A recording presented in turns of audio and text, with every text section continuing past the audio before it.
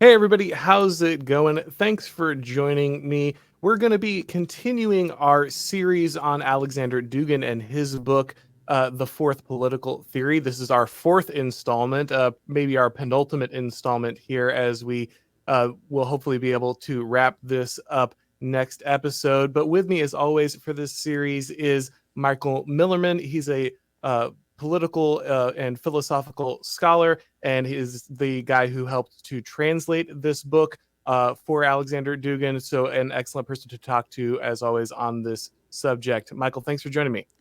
Good to be with you.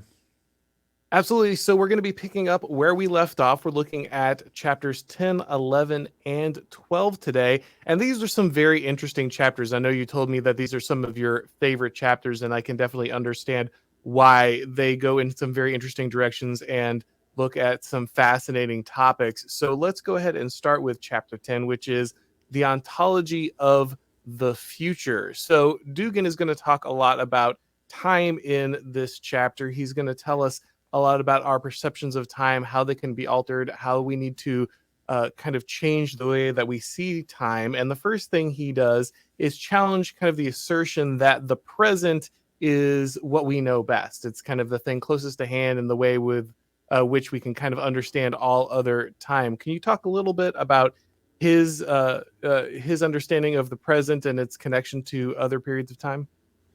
Sure. So the initial view is that the present is what's most real or what we know most and best, that the past is next degree of reality, so to speak, because you assume that's where actual events happened, real things happened.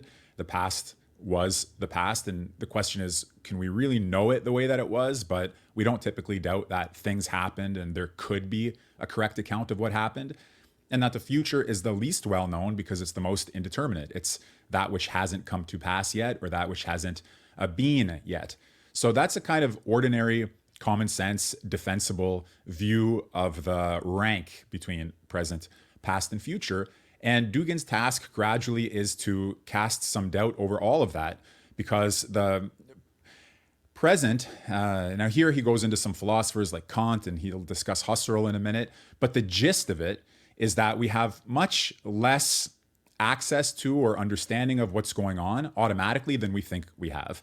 In fact, time is always exposed to interpretation of what's going on, to the significance of what's going on, to the coherence of what's going on. And it's this theme of meaning, coherence, and significance that he tries to bring to the forefront in order to be able to connect the theme of time with his more general theme of politics and of multipolarity. Because after all, it's not a book just about time, it's a book about the way the dispute over the meaning of time has an effect on how we think about alternatives to modern political ideologies. Yeah, and I think most people would probably be a little surprised to find that to be a focus in a book about political theory.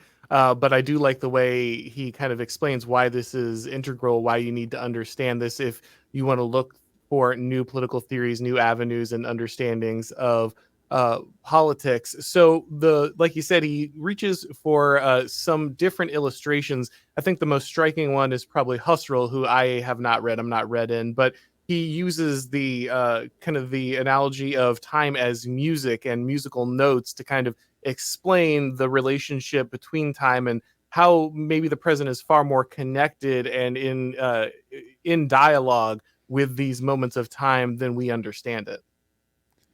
Yeah, that's right. So Husserl has a book called Phenomenology of Time and Consciousness, where he examines what it's like when we perceive a melody, for example.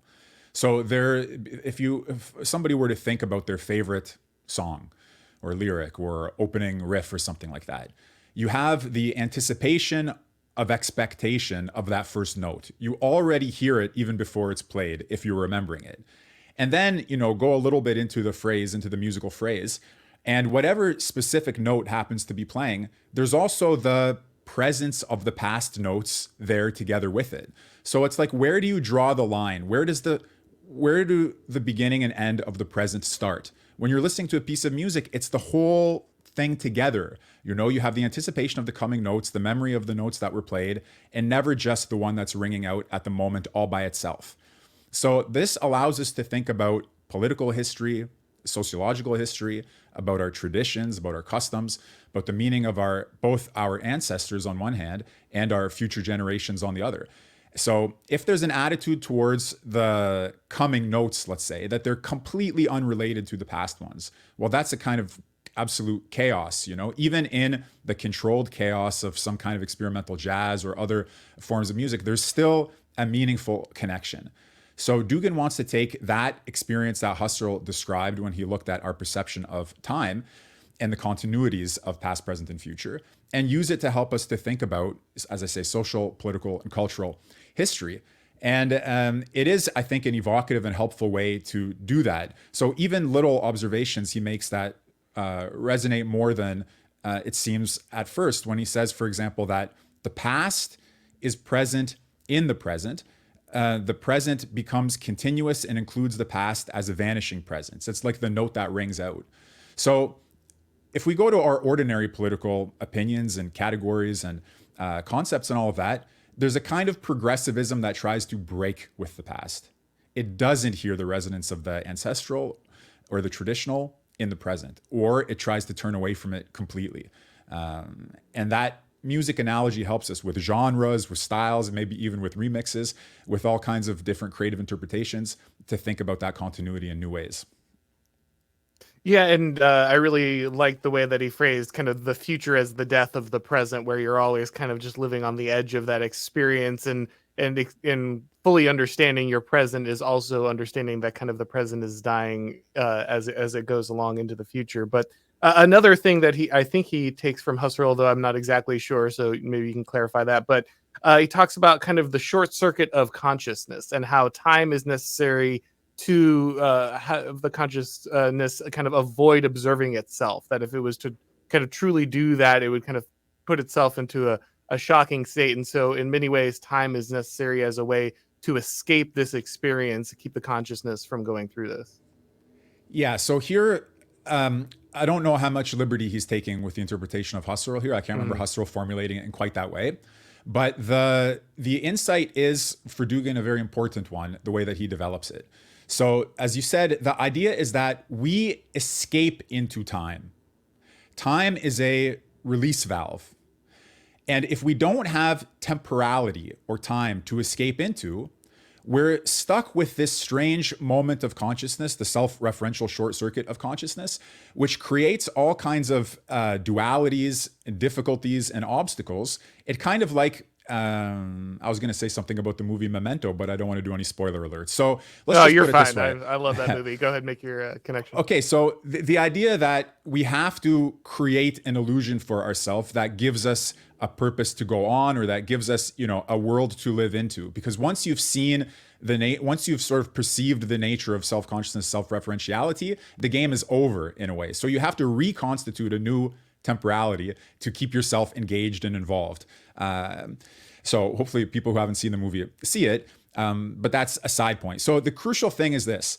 Why does Dugin care in some sense fundamentally about these questions? Because you had in the 90s, and still to a certain extent, the whole theme of the end of history. The end of history means that time has come to an end. So you have all kinds of issues here. What was time that it could, in principle, come to an end? What does it mean for the human being who is in time and who's fundamentally temporal and historical and musical in this analogy? What does it mean for the music to have stopped?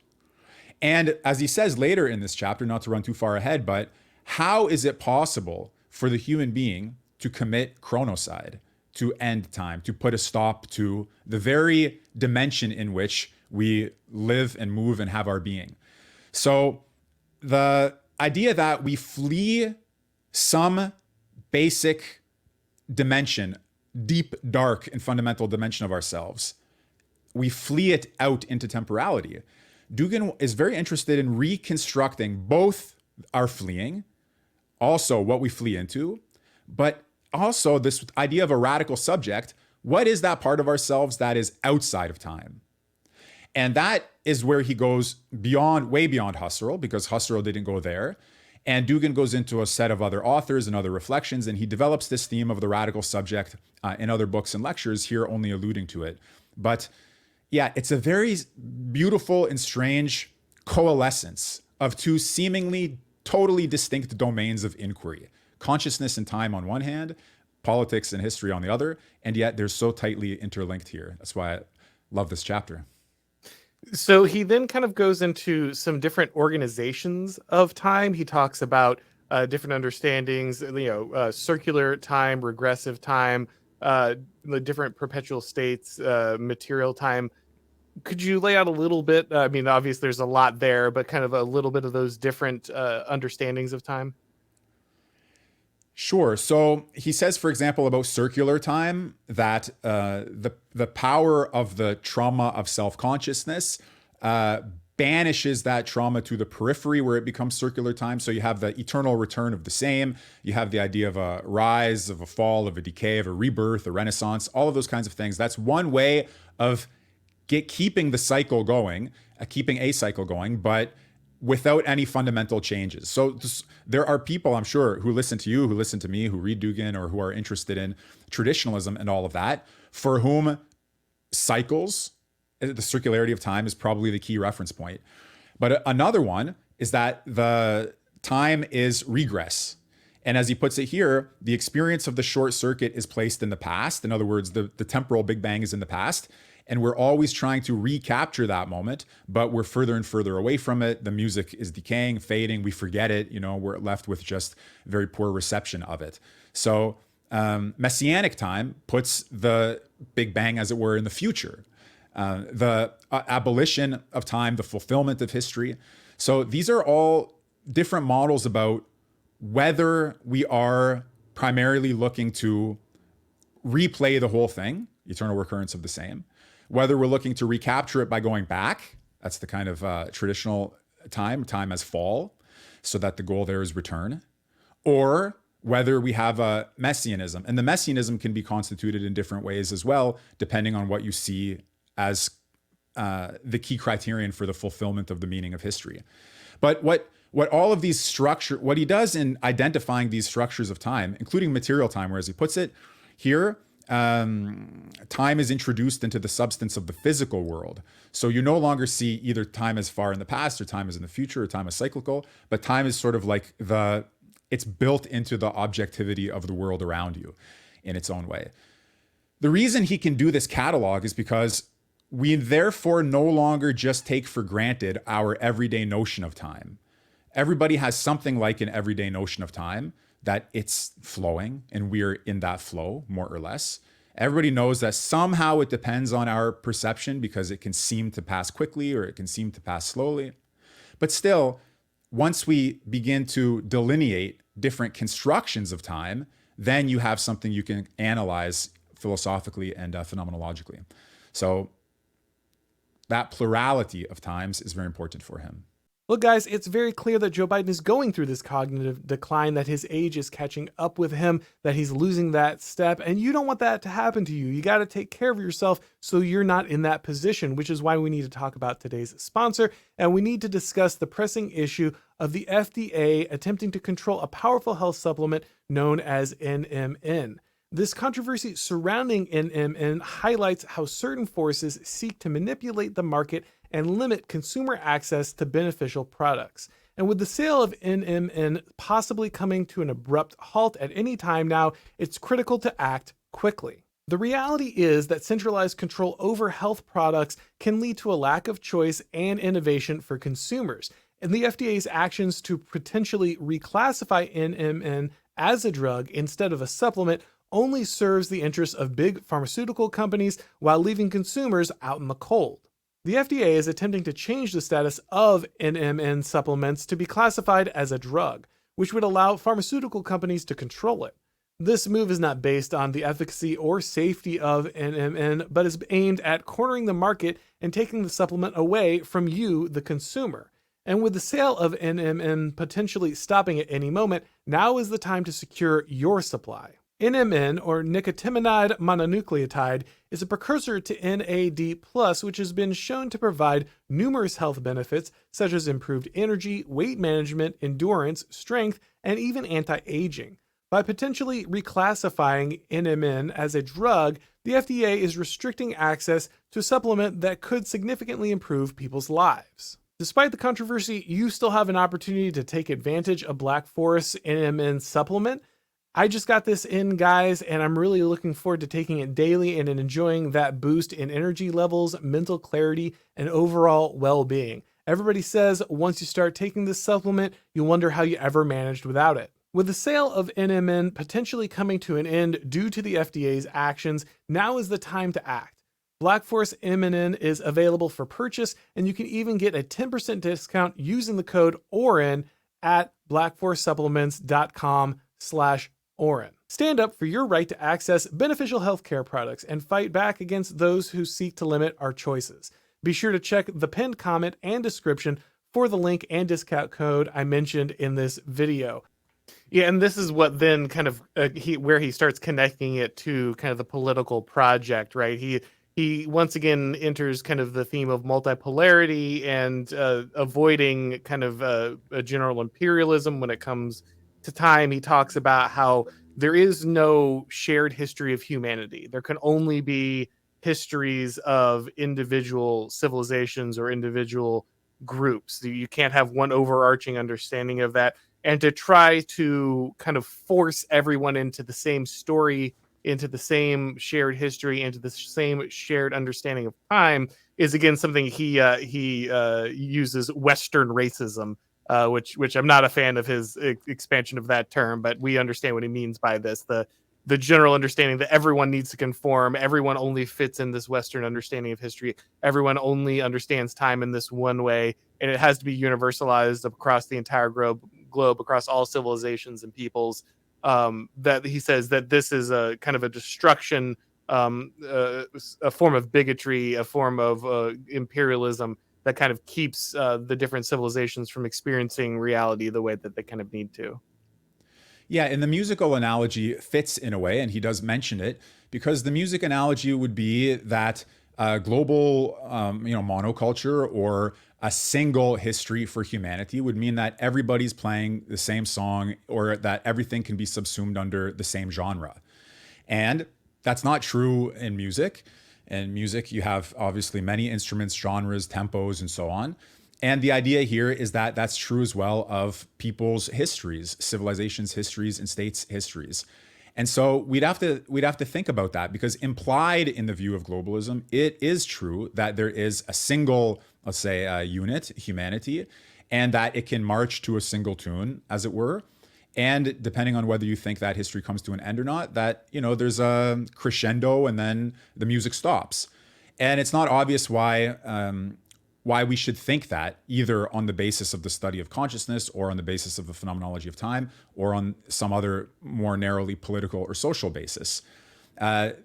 Obviously, if you think that the standard of judgment is the 3.5-minute pop song or the 4-minute super repetitive hip hop song, or if you think that it's a piece of classical music or something like that, but he says you have to get the richness. The field of music, like the field of politics, is much richer than can be encapsulated by a single dominant paradigm.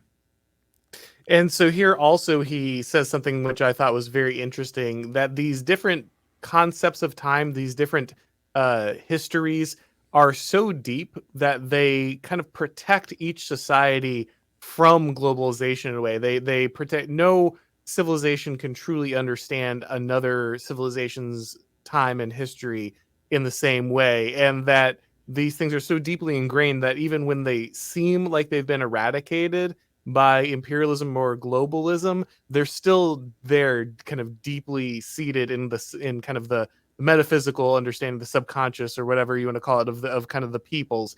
And so that kind of protects their identity from being completely subsumed by this kind of globalizing force. Yeah, it is a key point for Dugin that there's always something preserved, even if it's suppressed and even if it's hidden. There's always something unique about the peoples or the civilizations that is preserved up until the irreversible destruction of human essence or human consciousness. And then you have post-society, post-humanity, and you have a completely different picture. That's where he doesn't want to go. That's like the worst possible scenario and the worst alternative, although he does think about it too. So it's not just like, let's say every society, I'll give you an example. When he discusses communism in Russia, He says that even though it was a modern European ideology, it acquired the characteristics of Russian messianism, of Russian archaism, of Russian mythology. It became a very mythologized expression of what was a Western scientific, political scientific construct. And that's because it overlapped with the deep roots of the Russian soul, so to speak. And so here too, you can try to take Western pop song or something like that, put it in some other context, but it's going to get reinterpreted according to the taste and according to the ear and according to the mode and style of that people, even if its identity has otherwise been eradicated, up until that final remnant itself is destroyed. That's what's at stake for him in all of this, whether the final remnant is preserved or destroyed. Yeah, and this again echoes someone who I'm more familiar with, which is Spangler. And Spangler kind of talks about how Christianity has its origins in kind of the Middle East and the Magian soul, the Magian man, but then it when it moves to the Faustian man, it's the same religion in theory, but in practice it takes on a Faustian character, and it fundamentally transforms once it's experienced by different people, even though it's thought of as the same religion. So this is again something that I think is reflected in multiple other thinkers, and is something that many have kind of observed across kind of different domains. But the next interesting thing that I think he talks about is kind of how the end of history is the end of the future. And if we have the end of the future, then there's no place for the consciousness to kind of escape to avoid that self-referential moment. And so instead, we start seeing the creation of new escapes, things like virtuality, the virtual world, and other things that allow the postmodern world allows the consciousness to escape in places that are no longer time, because the future is no longer there because history is ended. And so that's very interesting, because I think it then leads us to, again, observations that are present in things like neo-reaction and accelerationism, where many of these things have been moved into different realms, different fundamental needs and human experiences go into something that is kind of no longer human, in a way to kind of recreate things that have ended due to this end of history process. Mm-hmm. Yeah. So maybe the neo-reactionaries, I don't know as well as you do, discuss it, but for sure there are examples like Schmidt, Kojev, Strauss, and the authors that I know a little bit better on my end. So for example, Schmidt, when he talks about the end of the political, so the end of the friend-enemy distinction, the idea that we're going to overcome opposition, overcome war, neutralization, depoliticization, and so on, he says that there you can imagine, if man no longer has anything to live or to die for, any serious existential commitment, then life will go on, but it will be a life of, his derisive term is entertainment. So it'll be action deprived of real significance. It's another way of putting virtuality, action deprived of real significance. And Kojev also had to discuss, on the basis of Hegel, what happens when man, who is a fighting and working being, no longer has to fight or work because we've reached the stage of universal recognition, universal mutual recognition. And there too, there was the idea that it's not like our activity stops, but our activity stops being properly human. It starts being something else. Or as Dugin puts it, I think earlier in the fourth political theory, there are still markets, there's still TV shows, there's still stuff happening, but it all has the flicker of light with the lack of meaning or significance. So there's a real concern that if man is fundamentally historical, temporal, or musical, what happens to man when the music stops? This virtual escape is one option. And it's probably one that I think we can see if we look around, and it looks like people are creating for themselves, second, third, fourth removed from reality domains in which to play and spin their wheels and continue the appearance of a meaningful human life, which seems to be deprived of all real substance. But the more significant question that Dugin asks in this context, as you saw right towards the end of the chapter, is what does it tell us about ourselves that there can be an eradication of time? Because this is very important. He says, nobody can eradicate time for us. Somehow every human existence ultimately makes the choice for itself at the end, whether it is to abolish time and institute virtuality, or abolish both time and virtuality. And that for him, he says very little about it in this chapter, but he indicates it as a theme. He indicates it as a theme. So if we said, fine, time is no longer the sandbox that we're playing in, we've moved into virtuality. And then at some point, to invoke an earlier phrase from the book, the gloomy end of the show of virtuality also comes, and people are sick of the fake doubled life. Then what are you left with when you're deprived both of the escape valve and of the pseudo escape valve? Then you're sort of left with this. Maybe people have this experience who go to like a sensory deprivation tank or go find themselves in the mountains somewhere. Once their thoughts stop, they encounter the brutal, bare presence of their naked, conscious selves, and then what? There's a kind of horror, a kind of terror, but also a kind of new realm that's disclosed. And for Dugin, we have to consider not only the possibility that history continues, not only the possibility that virtuality continues, but also this realm where you're faced with that brutal, bare self-encounter. And I guess that kind of wraps up the radical subject. Is there any more you wanted to say on that idea? I know you said that there's a whole nother book or exploration of this in other books, but is there anything else on that? It is a crucial theme for him because he'll mention it again in a subsequent chapter of this book. So you can see that it's on his mind, besides the fact, as I said, that he has other books on it and so on. But I think that when the people like me and you who are trying to understand, public intellectuals, cultural commentators, that whole realm, right? People who are reading serious books and looking at politics and trying to understand it, there's always, the sense we have some figures to work with, like Nietzsche's Last Man. Everybody has some sense of Nietzsche's Last Man. Nietzsche's Ubermensch or Superman as a kind of, right-wing anti-liberal figure. Or other kind of reference points, where you can see, here's the will to power coming through, or here's something much more degraded coming through. It would be worth at some point, gradually, it's not going to happen immediately, but gradually getting a sense of this alternative, the radical subject, as one of the figures that can help us to understand the future, our political future, our political present, our political past. Just like Dugin has introduced Heidegger into the equation in a big way, probably more so than anybody else has done, at least in the right-wing circles. So we're going to have to think it together with the radical subject, but that's a project for not today and not tomorrow, but people should be aware that it's on the horizon. Gotcha. All right, so our next chapter here is the new political anthropology, and he kind of starts this off by making a statement that would shock some people. I think we will probably be a little more familiar with this idea, but the idea that political systems are what shapes men's identity, what creates identity, the kind of system you're born into kind of defines your understanding and relationship with the state, with violence, with the way that your community negotiates problems, your duties and responsibilities in all of these things. And he kind of talks about the importance of understanding that the shift in political mode between maybe traditional, modern, and postmodern times kind of fundamentally changes the way that human beings understand identity and the way they see themselves in the world. Yeah, so the first idea of the political concept of man, it's an old idea, restated here, an Aristotelian idea to a certain extent, or even Plato's from the Republic, that how we conceive of man is relative to the regime type, for example.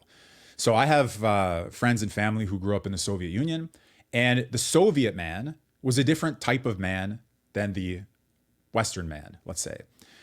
Canadian man and American man, also not necessarily the same, European man and so on. So somehow when you grow up under a specific kind of regime, you imbue a lot of the characteristics of that regime, and that become defining characteristics of the kind of human that you are. Now, even Rousseau says, okay, fine, in some sense, we're all human beings. But really, for all intents and purposes, you're a human being molded, shaped, and stamped by your political community. So that's the first notion, the political concept of man. But then he also says there's the concept of the political man, which is this. So the regime leaves its mark on the kind of man you are. But then within that, there are also some people who see themselves as political, as active, as engaged, as expressing the specific civic virtues of the man who's been configured by that regime type. So Dugin is introducing all of this and saying that, yeah, in pre-modernity and in modernity, man has been stamped by his regime type. The problem, though, if you remember the introduction to fourth political theory, the victory of liberalism meant somehow the end of the field of the political. So what happens to political anthropology when the field of the political has apparently collapsed? Yeah, and that's what I was going to get to next here. He then kind of goes into what Schmidt talks about when it comes to liberalism, and the once we try to avoid the political, we try to dismiss the political with liberalism. And so if there is no, if your entire political framework is the denial of politics itself, then you end up in a very weird situation as you're trying to grasp at identity and understanding. He talks a lot about kind of how the subject and the authority kind of become equal. There's no longer a distinction between those things. I've heard other people call this the politics of the swarm, which I think is kind of a helpful way to understand this, where there is no more hierarchy. There is no more understanding of where power comes from, where your position sits inside society, how to understand yourself in relation to these different hierarchical structures. Everything, power is everywhere and nowhere all at once. It's always located both inside and outside, and so it makes it very difficult for people to then kind of grasp where they sit and understand themselves in context. Yes, so that's a totally different situation than has been the situation before. Dugin tries to understand what could it possibly mean for political anthropology, because there seems like it doesn't leave you with a clear-cut notion of what the man is under some particular regime, or of what even political activity looks like. This swarm figure, the micro-politicized, sub-individual and trans individual, the chaotic self and all of that. So yeah, he gives a description or account of it and tries to say that it has complicated the situation, for sure, has made the scene much more chaotic. But he says, this is important for him. He says, even though it seems like it's involved in the abolition of the political, of the field of the political or something like that, in fact, it's clearly a political project. It's clearly can be analyzed in that way. Just like for Schmidt, when liberals invoke humanity, it doesn't mean they're humanitarian. It just means they're being very crafty and no less political than their enemies in doing so. So what Dugin can therefore do is he can say, let's enrich the scope of the political. We had the pre-modern and modern alternatives with their notion of political anthropology. Then we have the apparently non-political swarm of postmodernity. But once we see that it's also political, we combine it with the pre-modern and modern, and now we have the notion of the absolute political. And the key, if I can just take a step ahead here, the key question for him, I also think, by the way, this is still highly relevant in debates about the right way to respond to wokeism and what the alternative would look like and so on. So the kind of situation is this. In order to deal with the swarm type political anthropology of postmodernity, is it enough to just reassert and reaffirm a modern political anthropology? So in the face of the kind of post-human or even anti-human or transhuman postmodern alternative, we're going to reassert some figure from political modernity. As I think should be clear by now, Dugin is not content in any way to return to political modernity. And that means even to return to the figures of its political anthropology. No going back, only somehow going forward. So the postmodern, swarm-like, weird, chaotic circus clown figure, it is opposed by, he says, the response to the post-human is not going to be the human. Because to respond to the post-human with the human is to go back to political modernity.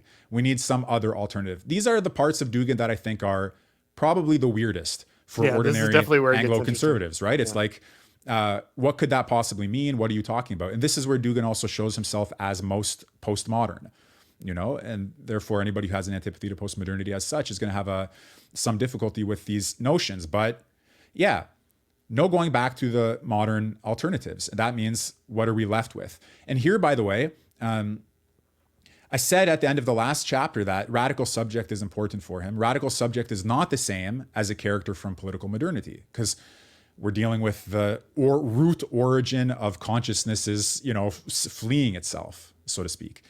So radical subject is like one of the places Dugin would look for an alternative to the postmodern circus show. But it's clearly not the same as just going back to good old-fashioned 1990s neoconservatism or whatever some people are trying to resurrect. Yeah, I mean, he even says that there's no real adherence to the modern political theories in postmodernity. All of that is kind of itself an echo or a clown show that no one's really, like you said, there's no going back to that. There's no connection to that. There's no bridge back to kind of where you were. Yeah, that's an important point because I and other people sometimes, mock or analyze the woke side of the equation as where the circus is happening. But it's very much the case for him that the neo-communism, neo-fascism, neoliberalism, they're all one clown show because the political modernity is over. And so everything that we see that reflects political modernity today is simulacrum and not serious. So interestingly, and I kind of found this interesting because I, along with Schmidt, I really like Joseph de Maistre, who I think is a big kind of, I think in a lot of ways Schmidt is kind of a secularization of Joseph de Maistre, and so he kind of talks about the crossing the boundary of Schmidt's political theology, and that we're kind of in a new place. I guess this is because, and we'll get into this in more detail in a moment, but I guess this is because we're introducing perhaps non-human entities into or post-human entities kind of into politics, and this is where we're at.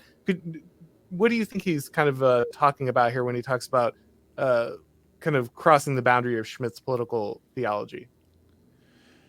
Okay, so first of all, he doesn't elaborate at great length, so some of this is speculative. Okay, I Fair. will say some connections that may be helpful, but he says that we cannot speak about political theology because somehow the field of theology and the field of the political are both in this new state. Political theology is not as postmodern as we are. It's more like a modern construction to a certain extent for Dugin. So as he puts it, you can't have an appeal to a telos in quite the same way under the new circumstances as you could have under the earlier circumstances before there was a crisis of direction, a crisis of legitimacy, crisis of rationality, and so on. So he suggests this angel politics, political angelology. I want to just say a couple of things about it quickly. So the first one is that it might seem like a very a phrase that I like, mystical political theology. So you might think political angelology is a kind of mystical political theology, putting mysticism back on the table. But what Dugin says is that it is not mystical. He says it must be considered as a metaphor which is both scientific and rational. He says that it's not meant to be, it's, quote, devoid of mysticism and esotericism. So in other words, he does mean it in a way that is conceptually rigorous and not just completely indeterminate. So that forces upon us the challenge of understanding it conceptually. I'll say here's one helpful connection, especially for people who are like pursuing some of the threads. Dugin has at times suggested that you can use the language of the angel, like the figure of the angel and the tools of angelology, as a way to interpret Dasein. So it's like a translation. Dasein equals angel. And therefore, angelology is similar to, just expressed in a different language, what it would mean to think in terms of Heideggerian categories or concepts or Heidegger's existential analysis. Because for Heidegger also, people who get into him and who learn to read him, they see what Heidegger talks about when he talks about the human being, it's not what we usually take ourselves to be. Because we usually take ourselves to be like our bodily selves or our material selves, our psychological selves or something. But Heidegger gives a totally different kind of interpretation. So Dugin at times uses this translation that Dasein is like talking about our angel or ourselves as angel, or the angel of our authentic existence, or even the angel of peoples. So there's that's one sort of link between Heidegger and the figure of the angel. Another, and this it gets beneath the one that I just mentioned, there is a scholar who was the first person to translate fragments of Heidegger into French. His name is Henri Corbin, Corbin. He was also a scholar of Islamic mysticism. So he wrote about the figure of the angel. So he's a French Heideggerian who wrote about angelology and the figure of the angel, the battle for our angel. And he's very important for Dugin because he also shows us how you can take the language of Heidegger and use it to do multipolar political philosophy. See, through Heidegger, you can suddenly start talking about Iranian mysticism.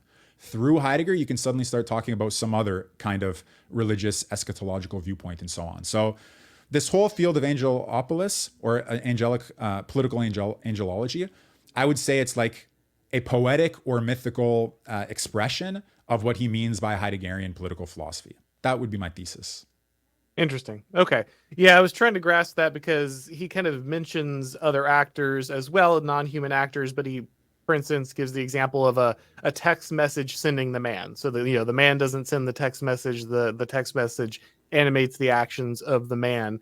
And at some point I took that to mean you could have, technology or forces we don't understand in technology driving political action in a non-human way. Um, so yeah, I think, yeah, that's in play as well, because the whole analysis of technology as destiny, technology as fate, technological interpretation of the world, the technological capture of the human essence, that's all fair game under the theme of Heideggerian political philosophy, because Heidegger writes about technology, its significance for human existence and human history. So you could have, as I say, it's a rich, one of the things Dugin likes to do is sort of sketch out a rich possible semantic field and then leave it for further exploration. So this would be something he does here. I'll make one extra connection again, just for those who want to know the sources, because they're not so easy to track down without a quick word of guidance. So there's a book in English called Heidegger in Russia and Eastern Europe. And there's a chapter in that book by Dugin that I translated. And it also does some analysis of the figure of the angel in relationship to Heidegger. So that's like another English source. But yeah, all of these processes, the whole realm of destiny, fate, of man's being captured by something other than man. And angelology implies also demonology, and implies also the whole celestial hierarchy. And you're in the realm there of exciting, strange, but useful analysis of a kind of poetic type. Yeah, no, that's definitely where you're at. All right, so our next chapter, the final one we're going to focus on today, is kind of the fourth political theory in practice. So he goes into a good bit of detail here, and I'll kind of let you lead this discussion as how much you think, because there's a lot of Heidegger and Dasein and everything in here. So you'll know better kind of where to go with some of this. But he talks about how the fourth political theory has to be one of action. It has to be embodied in the doing. And so in order to do that, he kind of brings in Heidegger, his understanding of Dasein, and talks about the need for kind of the subject and object duality to kind of be collapsed, that we need to kind of go to a time before theory and practice were separated and understand, this kind of political theory as your action and your action and your theory are not completely separate things. You don't formulate the theory and completely separate from the action and then follow it step by step or something like that. That these things are more closely intertwined and informing each other. Yeah, that's right. So first he sets it out that, you have a book called The Fourth Political Theory, you have an idea called The Fourth Political Theory. It does raise the question, how is this theory to be implemented?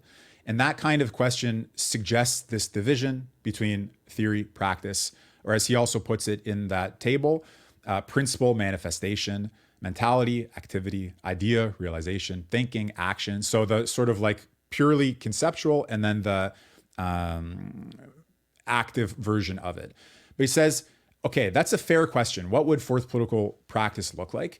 And we can sort of play around with it in those terms, in terms of a radical division between theory and practice. But he says, because he follows Heidegger, that's not the way that he wants to do it, since Heidegger is interested in the root, as it were, that precedes the split or division between these two columns. Now, here is where I think it's a very helpful observation he makes. We, even without any Heidegger, and even without any Dugin, have some familiarity with the idea of a blurring between the distinction, a blurring of the distinction between theory and practice, or between, the idea and the object or whatever. And our exposure to it is through the postmodern blurring of categories. the postmodern blurring of categories, which seeks to, as it were, deconstruct or transcend or break through the small box and show that everything is intertwined and interconnected in these more complicated ways. And Dugin actually thinks that that is a step in the right direction. So if a rigid distinction between theory and practice is a relic of the old history of philosophy, and going to the root, let's say, is a reflection of the new history of philosophy that he's trying to inaugurate and that his fourth political theory is a part of. So postmodernism is closer to that. But this is very helpful in my view. And I think we can see it even with things like transgenderism. The idea is that the postmodern leftist approach to blurring these boundaries is horizontal. It blurs them on the horizontal surface. You know, the colors run together. And in this sense, you preserve the fact that the human transcends, for example, his or her gender. But how is that reflected in the left postmodernism? By a sort of transgenderism. You know, you move from this one to that one, or you play with your gender in this fluid type of way. Whereas for Dugin, that constitutes a parody of man's true, deep, vertical self-transcendence. So I think you could say postmodernism, wokeism, and so on is a kind of horizontal transcendence. You're jumping out of one set of categories, blurring them, but never moving up or down. Just changing where you fell horizontally.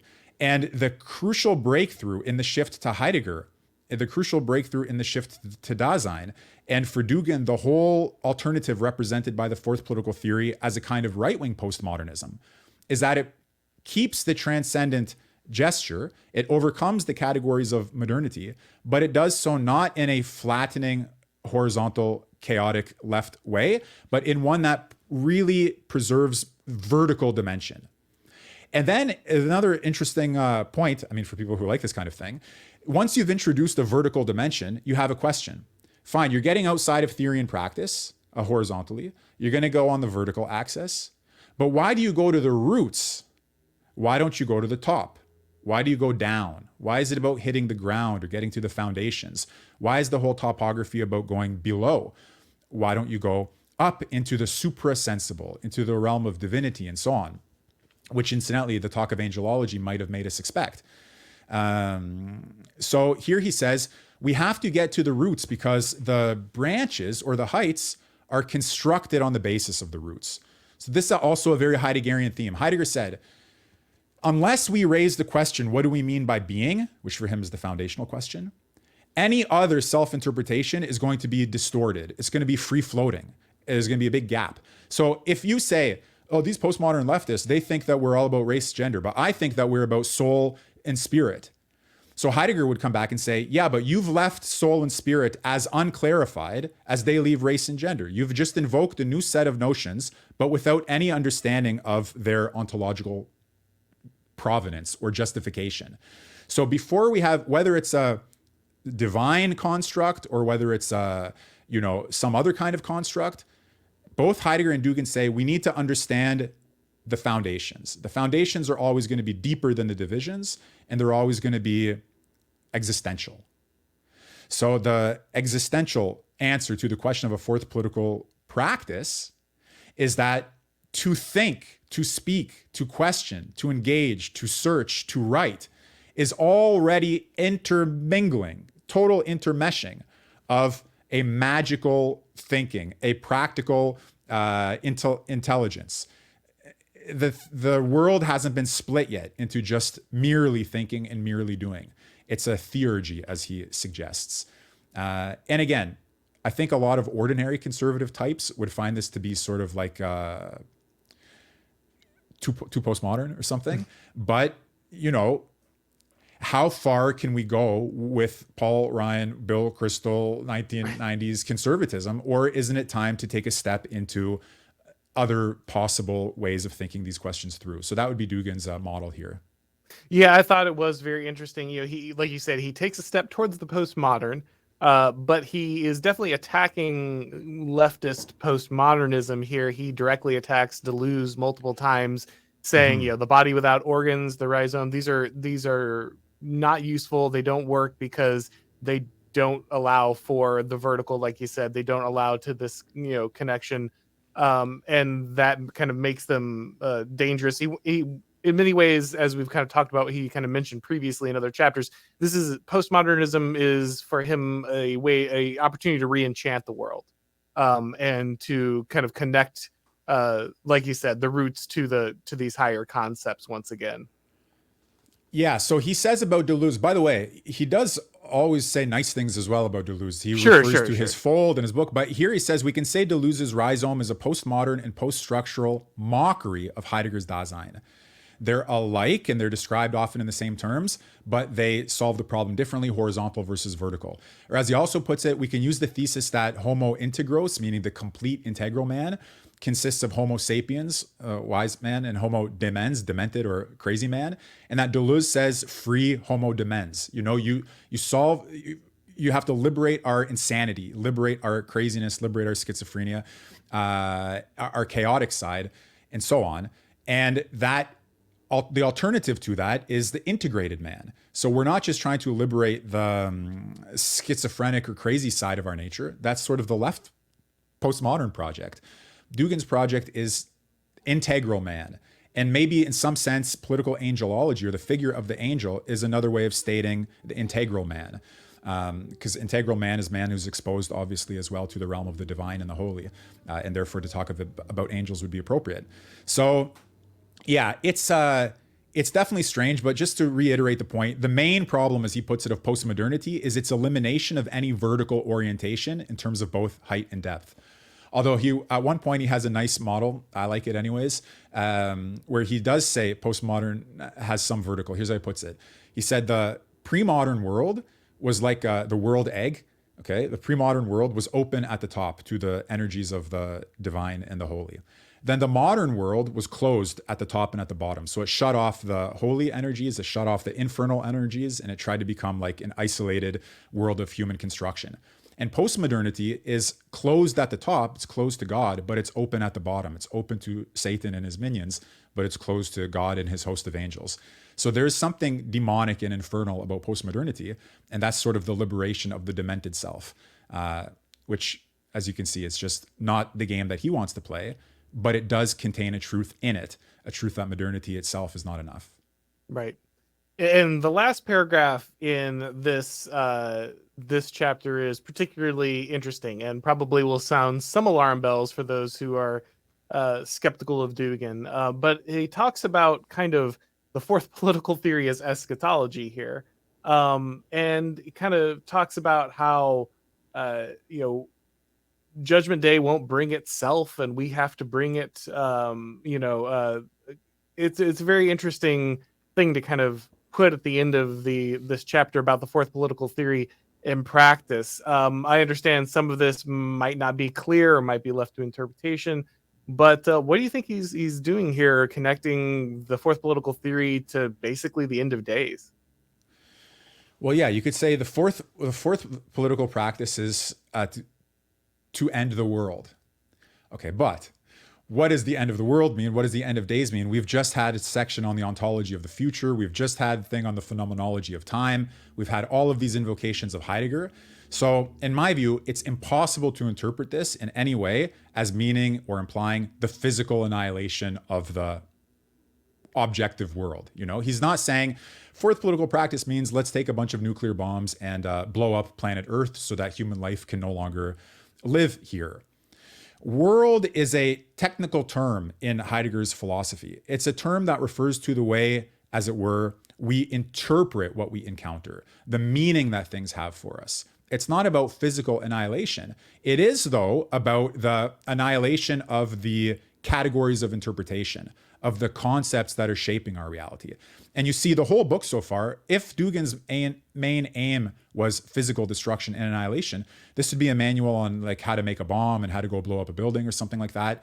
It wouldn't be a book about Deleuze and Heidegger and Husserl and so on. There would be no need for all of that. But the fact that he's dealing with that tells you what he's concerned with is the world of meaning and significance for us, the world that we make sense of. So the modern world means the world configured by the philosophies of modernity. And when we say the pre-modern world is different from the modern world, we mean it's different in the way that it interprets man, God, and so on. And the difference of interpretation results in a completely differently lived life. That's true. So he wants to put an end, fourth political theory wants to put an end to the world of liberalism, of post-liberalism, of wokeism, of globalism, not, in my opinion, directly through physical annihilation, but rather through this philosophical sense. Although, to be totally transparent and frank, it's equally clear for Dugin that in order to oppose the interpretations and the semantics and all of that, you clearly do have a political corollary to that.